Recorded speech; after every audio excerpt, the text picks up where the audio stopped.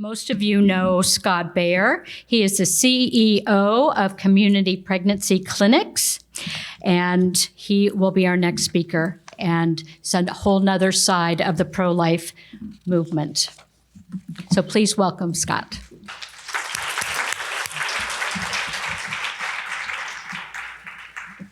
The video will start. Perfect. Which button? Right. Yep. Okay. I'm gonna raise the mic because I'm a little bit taller than Linda. Linda, thank you. So thank you very much for having me. It's my first time at the Women's Republican Club because I am a man. But that question is up for grabs today, isn't it? So what is a woman? But I want to start off just by every time I speak in public, I always want to stop and say, I'm sorry for some of you. Because statistics tell us that 1 in 4 women have been directly affected by abortion. That means in this room, there are some of you who have had a direct relationship to the experience of abortion. For that, I say I'm sorry. And I'm sorry for your loss. There's others of you that maybe have adoption stories. I talked to someone earlier, and she shared, I was adopted, and my mother chose life. So I want to just have a heart of mercy and a heart of love for people I'm speaking to, because if I say something where it kind of sounds like I don't have that mercy, know my heart. Know our heart, okay? So I am Scott Bayer. I'm the CEO of Community Pregnancy Clinics. We are the oldest, one of the oldest in the country.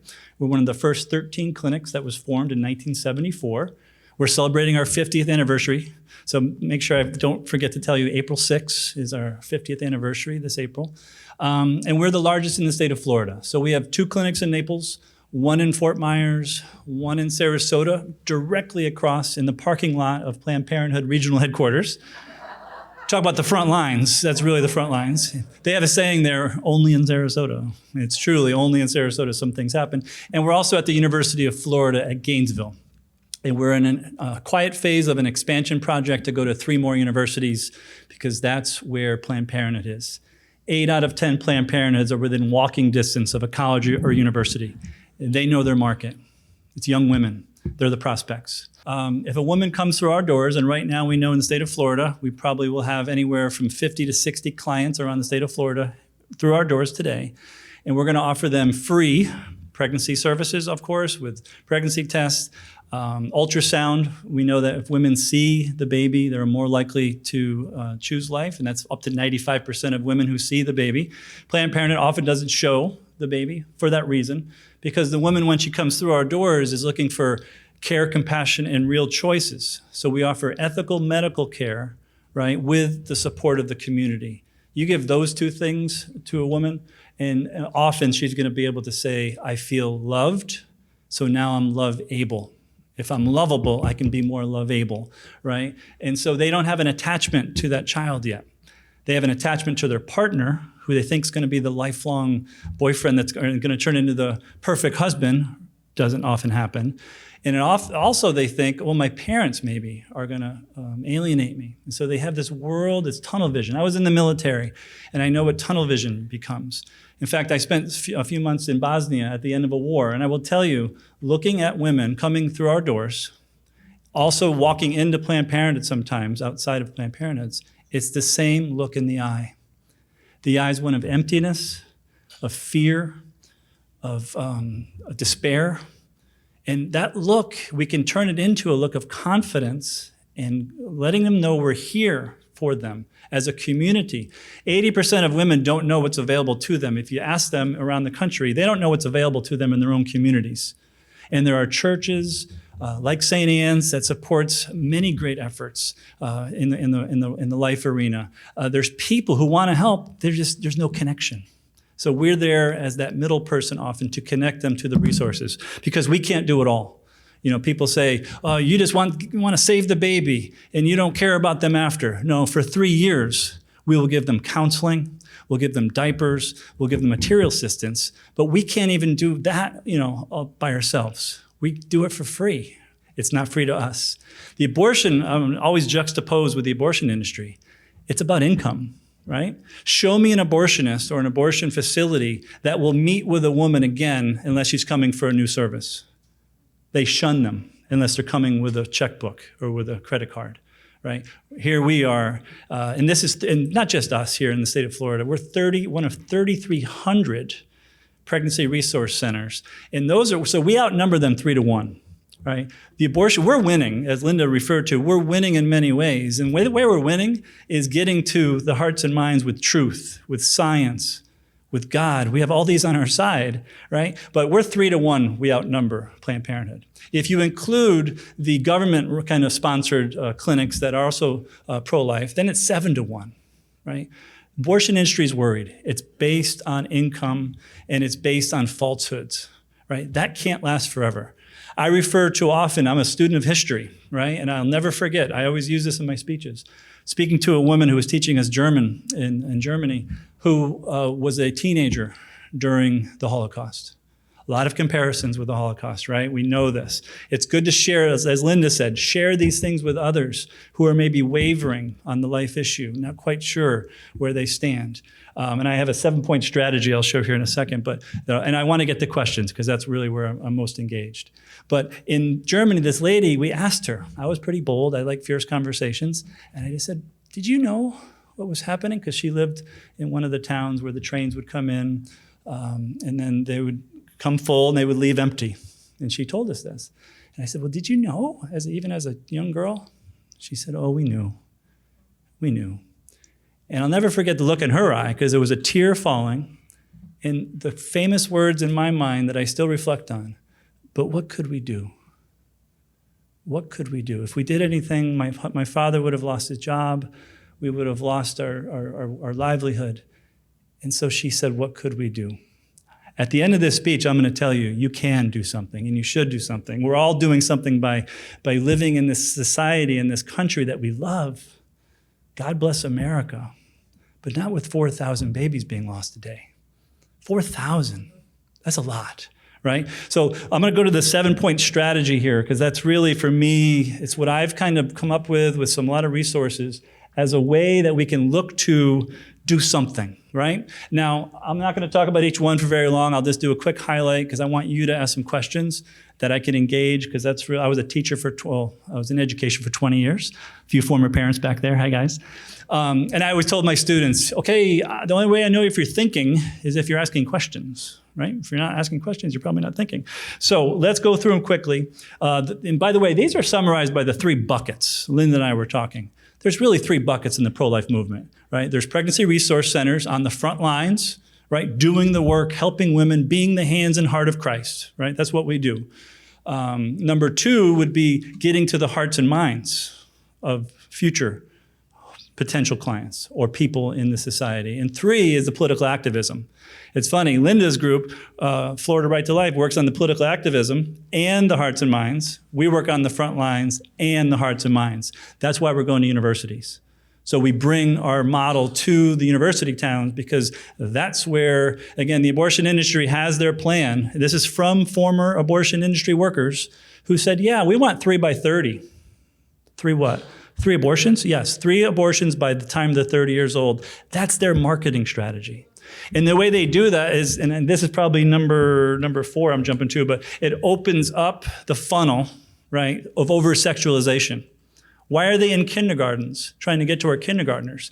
To build trust so that later that's a future client. This is how devious they are. From a military intelligence standpoint that I was on, this is evil, right? This is bad. This is what they're stating to us. It's nefarious. It's a demonic frenzy right now. And then number 2 is they offer contraception and abortion. I don't mean to offend anybody, but we know that contraception in the 3rd mechanism causes abortion. So they know it's going to fail 50% of the time, so they offer contraception, and then when that fails, they offer abortion, and that's their sales funnel. That's their marketing strategy. Our sons and daughters, I have a senior in high school right now. God bless her, because our sons and daughters are their prospects. All right, so briefly going through. So statistics, right? 200,000 per day. Did anybody know that? That's from a Lancet article. 200,000 abortions per day, not including chemical. That's staggering, all right? People say, oh, I didn't know that. Okay, well, let's go a little deeper. Let's go to number 2. Show what abortion is. Now, I'm not here to put up pictures. I don't recommend that. I do challenge you, though. If you call yourself, and even the word pro-life sometimes can get a little ambiguous. All right. Sometimes pro-choice. We know that's a word of the left, as Linda said. We have to be careful with our words. I'm anti-abortion. I'm pro-life. I'm pro-eternal life. I'm pro-abundant life. But I'm anti-abortion. Right? The abolitionists didn't say, "Oh, I'm pro-life." No, I'm anti-slavery. That's an evil, and I'm going to show it to you. So if you haven't ever seen pictures of what an abortion is or what abortion looks like, I recommend going in your personal space with someone you love and doing it. Because if you haven't, I don't think you can adequately say that you know what abortion is. Number 3, show the harm and damage done to women. I could be here the rest of the night, the rest of the day, right? Physical first, we know, Linda mentioned chemical abortion, hemorrhaging, infections. If it's ectopic pregnancy, which they're not verifying the gestational age anymore because there's no REMS protocols, which was in place for only 16 drugs like RU486, no longer, thanks to the administration, right? Ectopic pregnancy, the woman can die. Right now, there's confirmed 27 deaths in America due to RU486, government sanctioned, government sponsored, government paid for, okay? Government protected. It's much more. I talked to a nurse recently, saw some stats. There's a 500% increase of miscarriages in our emergency rooms around this country. Guess what? They're not all miscarriages. They're chemical abortions. When they go to the emergency room and either the woman doesn't tell the doctor or doesn't tell the facility, or they say, we're going to chalk that up as a miscarriage. And they don't show chemical abortion because there's too much money involved. Right, this is how bad. Now, we've had several saves, I think up to 7 now, where women who can take progesterone, the beautiful pro-life hormone. If they take that first pill, as Linda said, the mifepristone, they take progesterone, they can save that baby. And it's happening every day in our clinics that people are saying, oh my goodness, what did I do? Briefly on the emotional trauma. These women now are in their own homes and dorm rooms. Every time they go back to the bathroom, they're reminded of what they did to themselves, no longer a doctor doing it to themselves. This is just with chemical abortion. It's horrible. If you're pro-women, which I'm sure you all are, we need to be anti-abortion, right? And that's a message for those that we know and love. Number 4, again, show the abortion industry for what it is. I mean, just the founder, right? Planned Parenthood is founded by Margaret Sanger. Do a little deep dive on Margaret, and you're going to know that Hitler referred to her as one of his favorite references, right, for eugenics. Do I have to go any farther? I'll say one more thing, though, on this, because I've done a deep dive. Do you know where RU486 came from? This is going to shock people. If you trace the parent company back from the French company, Rousseau-Uclaf, that's where RU comes from, RU486, it goes back to a German company. And that same German company is the same company that made Zyklon B, which was used in the gas chambers in Nazi Germany. This is no mistake. This isn't a depopulation agenda. It's an agenda to get to the hearts and minds and the bodies of our young daughters to make money off of abortion. One more rabbit hole, follow Bill Gates' parents, and you'll see a connection to that same company. Much more to be said, but I'm going to question and answer, I promise you. Let's go to number 5. So Linda covered this. I'm just going to say a few words on this, not as CEO of CPCI, but as a citizen of America, right? I have my right to my political views. I agree totally with Linda that they're pitching us as extremists is projection. They will always project what they are. Right? And they're projecting onto us what they know they are. When Kamala Harris, 2 days ago, uses the Lord's name in vain, advocating for abortion up to birth, on demand, no restrictions, that is extreme. We can all agree. So I agree again with Linda. Let's not use the word ban. That's their word. Pro-choice is their word. Don't use it. Ban is a word that they're using because it makes you seem and me seem extreme. Put it the other way. Hey, would you be for protecting the life of an innocent human being at the earliest stages of life? That's different than, or do you want to ban abortions for all, weeks of pregnancy? Obviously, we know, but don't fall into the trap because even good conservative people are using the language of the left, and we're going to lose because of that in the short run. We win in the end, but in the short run, we can lose. So that's one comment about the extremism. And I'd also say, 2022 election, 12 out of 12 governors who had just enacted strong pro-life legislation. Maybe it wasn't perfect, but it was good enough, strong pro-life to reduce the numbers of abortions in this country, all got reelected, right? Look at Oz in Laxalt, Nevada, and Oz in Pennsylvania. They did the ostrich strategy, right? 6 months prior to the election, I'm pro-life, look at me, blah. Okay, let's dig a little deeper. Ostrich, neck in the sand, and they lost. I believe that's why they lost. We don't want wishy-washy, right? We have to have a silk glove with iron fist. Politicians want two things, two main objectives. That's to get reelected and to get reelected. We have to hold them accountable. My goodness, how many politicians, I'm pro-life, they get elected, and you never see one piece of pro-life legislation that they support. So let's hold them accountable. The founding father Mason said, and this probably gets into my next point, that individuals face judgment in the next lifetime. Nations don't. Nations face judgment in this lifetime with national calamities and national tragedies. Echoing the words of Saint Teresa of Calcutta, speaking to the high and mighty politicians of her day. Violence in the womb. If we cannot protect a human person in the womb, no one else is safe. Right? The violence we see here begins in the violence in the womb, and that is something we all have to kind of come to terms with. What are we supporting? And what are we for? I think, last thing on the politics side, I think the 14th Amendment of the Constitution. I think ultimately the state battles are going to be fought, and we need to fight there strong because there's more lives that need to be saved in the meantime. But in the long run, how is slavery stopped? People say the Constitution doesn't talk about abortion. Yes, it does. The 14th Amendment, protect human persons. Persons. When is it a person? We know at conception, natural fertilization, we know that that baby has all the genetic code that it ever will need. It never will be repeated, and it never was. Has everything it needs at that moment of conception. So we have to keep our eye on the ball, which is total protection of human life. I didn't say ban. In the meantime, we're going to take the wins as we can get them. In the 6-week ban, my only big problem in the 6-week ban is the trafficking exception. But again, I'm not going to go there because then Linda and I are going to talk. Let's do question and answer. Question and answer on that, okay? All right, so number 6, sorry, promise I'm gonna go fast.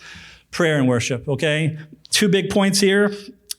Culture war is just a proxy war for the spiritual war, okay? Get this idea, it's a proxy war.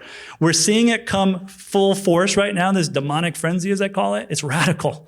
It's not of human origin, right? But I use this quote, people say, well, then we shouldn't worry about politics. No. The Latin phrase, get this phrase, lex est magister. The law is a teacher. So the laws that we enact are the ones that are going to teach future generations of what's right and wrong. So don't get me wrong, I'm not negating politics, but we need to fight the spiritual battle. Psalm 105 in some Bibles will be 106. It talks about how you have offered, this is God speaking here. You have offered your sons and daughters up to the demons, it says. I'm not making this up. And the end of that verse says, and I will place over you those that hate you. We have people that hate us in leadership right now. They despise us. They want to put me in jail. Mark Houck, we're bringing him in next fall just to talk to. I want to hear his story because I might be the next Mark Houck. They hate us. They hate for what we stand for because they hate Jesus. And if you're going to hold that mantle of Jesus, and by the way, we're not praying for victory, right? You know this? We're praying from it because Christ already won this victory. This is like post-Civil War, right? Grant and Lee surrendered, or they both had the agreement. There were people still dying on the battlefield. Christ has won this victory, and we've got some more issues that we got to take care of, but Christ wins in the end. Last one, and this is what we do. We end abortion, one mother, one father, one baby at a time, through your support of time, talent, and treasure.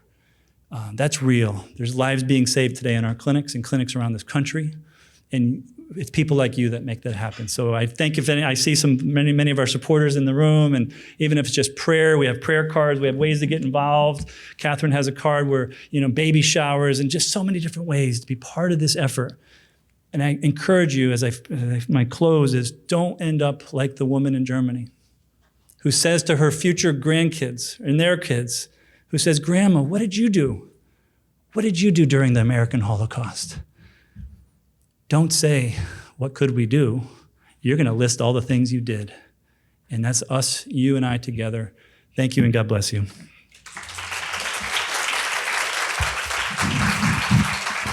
You tell me how much time for questions, but we're just going to throw out some questions. I know these are thinking people, so first hand, first come, first serve. Yes. Of the women who choose to go ahead and have their baby and come to your clinic, what percentage keep the babies, what percentage put them up for adoption? Yeah, thank you for that question because we don't talk about adoption enough, the adoption option. First, I want to say what the other side doesn't do. They claim that they have a choice. That's why I don't let them use the word pro-choice because their only choice is abortion. So let's just say 97% of their resources, of their income comes from abortion. They're not offering adoption. We do, and I'm going to tell you the numbers are still low. Below 3% of people who choose life in a vulnerable situation, only 3% or below choose adoption. It's unfortunate because there's a few things happening. We have all these agencies and they're all doing things a little differently. And so now a parent who says, I might want to adopt. How much does it cost? Right, there's an inhibiting factor there. And then it's like, well, who do I talk to? And now if you're the client, you have the pregnancy center like us helping, but we can't do it for them. We have to assign them eventually to an agency. And I'm just going to say briefly, the agencies, we have a lot of work to do to have a better way. Now, I'm going to mention a great organization called bravelove.org. Brave Love. So I had a parent last week say, not directly to me, but through our nurse, say, we're thinking about adoption. We're thinking about it. Go to Brave Love. You get questions answered without getting ready to sign something or commit to something. We have to do a better job about adoption, and that's as a culture. We need to get the word out for sure. I have a show called Life Matters on Maria Vision. We do it once a month. I had Catherine on last month, and we're going to have a couple about adoption just for that very reason, so we can help promote it and help support it. Okay. Next question. Yes, Trish. What do you think happened to, why are the numbers so low where they maybe they used to be for adoption? What do you think changed? I think it hasn't changed. I think it's always been pretty low. Yeah. I have a friend of ours who had to go all the way to China, and they went back 2 or 3 times, and it was a mess. And he tells that story, and it's an amazing story because now they have 3 children, 1 from Vietnam and 2 from China. But who would do that? And then he heard the horror stories of working with agencies here. And so I don't know if it's ever been a really high number. We have blessed people who have gone through that process, and it does work. I don't think it's ever been great. That's my interpretation. Yeah, I don't think it changed for the worse. It just stayed that way. Yes? I don't hear the pro-life movement talk much about birth control, and there's so many forms of birth control. Why are we not saying there's no reason to even become pregnant if it's unwanted? And I think you heard me reference this earlier. The fact is that the third, and we as an organization don't refer for contraception because the third mechanism, unfortunately, and many people don't know this, causes abortion. It's an abortifacient. So we can't say we're pro-life and, I'm for stopping abortion because the third mechanism actually can cause it. The other thing is it fails. So if we refer to a woman, say, you know what, take this contraception, that's the tactic of the left because they know 50% of the time it fails. That's a national statistic. It fails for a number of different reasons, but they know it's going to fail. And so it's not an option for us because it does fail. And then it leads to a woman then saying, well, then I might as well get the abortion. It's an unfortunate fact. Tell us what you mean by third mechanism. Yeah, so after the egg is fertilized, right? And this is why I say from conception, fertilization to natural death. Because if you just say conception, there's that middle area. And that's why IVF is also, we would say, is immoral as well, because it's the destruction of a human life after it's fertilized, after it's created, right? Now, what happens is the egg then fertilized goes into the walls of the uterus, right? And at that point, contraception would then basically starve the human baby. So it's starved or it's not able to live and then it's evacuated. That's the third way that contraception works. I'm not a medical doctor, but I've talked to enough that they've assured me that this is. You can do the research, but it's an unfortunate thing to share with people because I know, again, back to if you have a direct relationship with abortion, I tell people I don't know if I do. because of that fact. And many of you may, so it's a very heavy issue. I'd love to talk to you on the side, but there is a third mechanism that causes abortion from contraception. Yes, Mary. I noticed that a lot of our pregnancy centers have been attacked, defaced, and whatnot.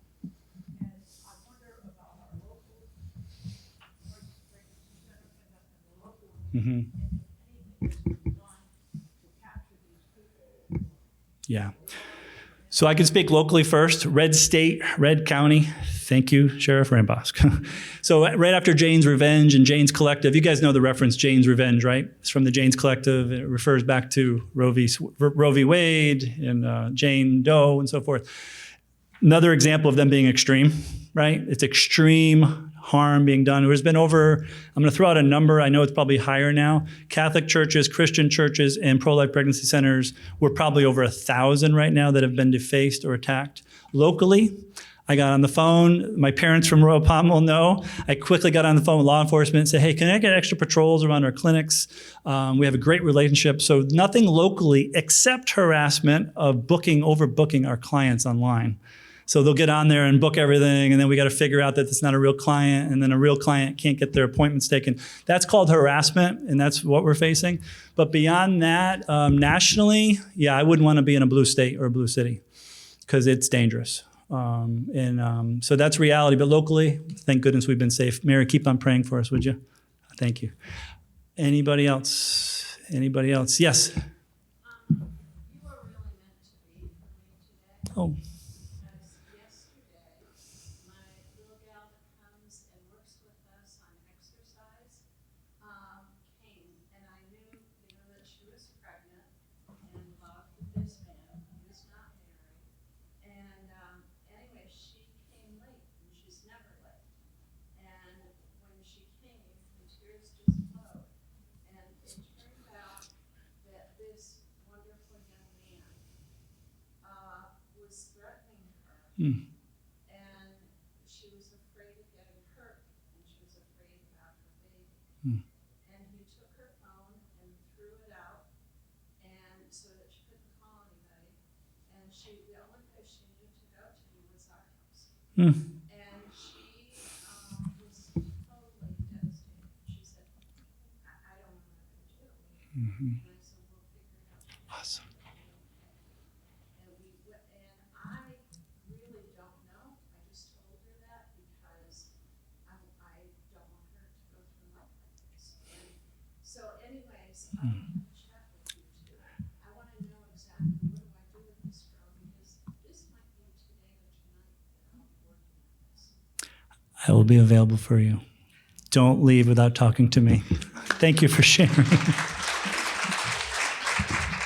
Awesome. Yes. So, you say that you give support to mothers for years after. If you believe that maybe certain birth controls or certain abortions, certain how you put it, do you then not suggest them get off birth control after they have maybe to prevent another pregnancy from coming, or how do you all counsel them? We counsel them, right? We have our SHARE program, and Catherine here, Marriott, is part of our SHARE program, Pam Stenzel and others. But in the counseling sessions, it's called sexual health and relationship education, right? The only surefire way that we know, right, and that's not science, to prevent an unwanted pregnancy, right, is to abstain from, now that sounds like a teenager, guess what? They're not animals, right? These kids on college campuses, they can do it. They just need the empowerment to know that that's a healthy choice that you can make, and we can find ways in the SHARE program to support them in that effort. So we're all about healthy choices, because right now these women are coming to us, cycle of dysfunction, cycle of poverty, cycle of maybe mental health, cycle of unhealthy choices. We need to inject healthy choices to them, and our message is you can do it. Right? We have story after story of people who have said, wow, I didn't think I could do it. Now I can. I'm living a life for my future husband, right? I have a reconstituted virginity in a sense, right? So there's messages there that I think we need to get to our young people, because right now what's working or what's not working is obvious. And this is the cycle that hasn't been working, and why we have 4,000 abortions per day in this country, which is over a 9/11 a day, right? Okay, yes. I can still see President Clinton's face on television when they approved abortion, which Safe and rare. Very rare. Uh-huh. That's how much you need politicians. Yeah. And now, Yeah.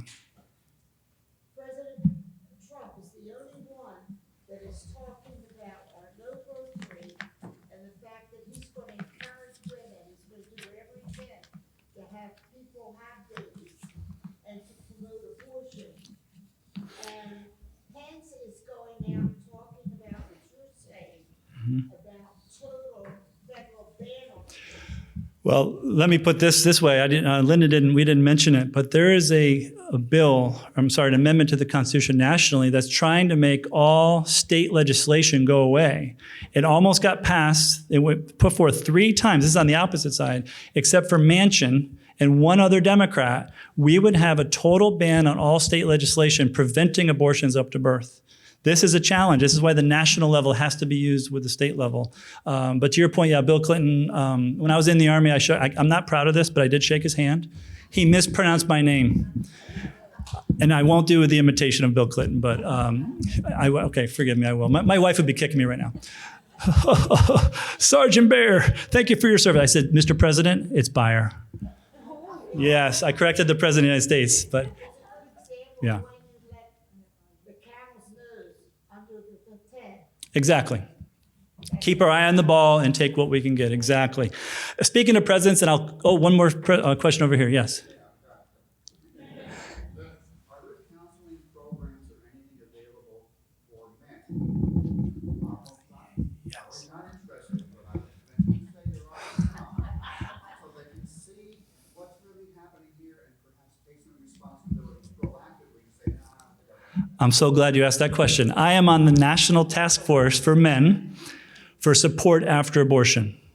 50% of all abortions today are repeat abortions. So I'm going to do a little caveat to your question. Men do want help.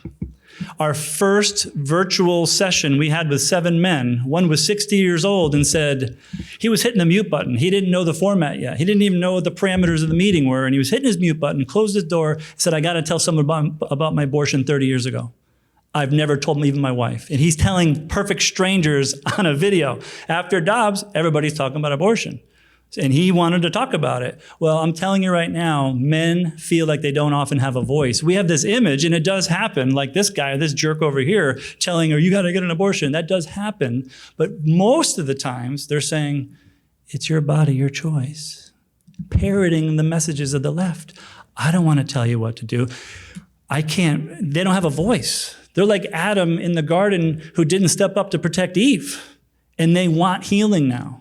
And this is a backdoor way to prevent abortions because that's a future abortion avoided now, where the man's going to say, I counsel men 20, 30 years after the fact. The guilt yes. is incredible and it's affecting them. And I'm wondering, is there something proactively so let's get to that?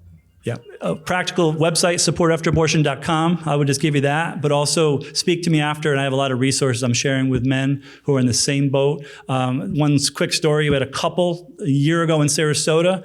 They had an abortion last time. They were a married couple. They had the abortion. They came back the second time, 21 years old, in the counseling room. The nurse told me, I wasn't there, but the nurse said, she said to him, I thought you wanted me to have the abortion last time. And the husband says to the 21-year-old wife, I thought you wanted me to tell you to have the abortion. They had never talked about it. These are teenagers who don't communicate. They need help. They need us. They need people to walk them through this path to make the right decision. So thank you for that question. It's awesome. Yes. What age do you start Yeah, when I was principal at a local Catholic high school, I brought Pam Stenzel, who now works for me, who is a world-renowned. She speaks to like 300,000 students every year over the last 25 years. It's millions of students. I brought her into 8th grade. And I had a little pushback from parents, right? Because she's kind of known as the sex lady. That's what she's known as because she talks about it. But I just said, guys, listen, parents, you're going to be there. Parents are the primary formators. We can't put this off on the schools.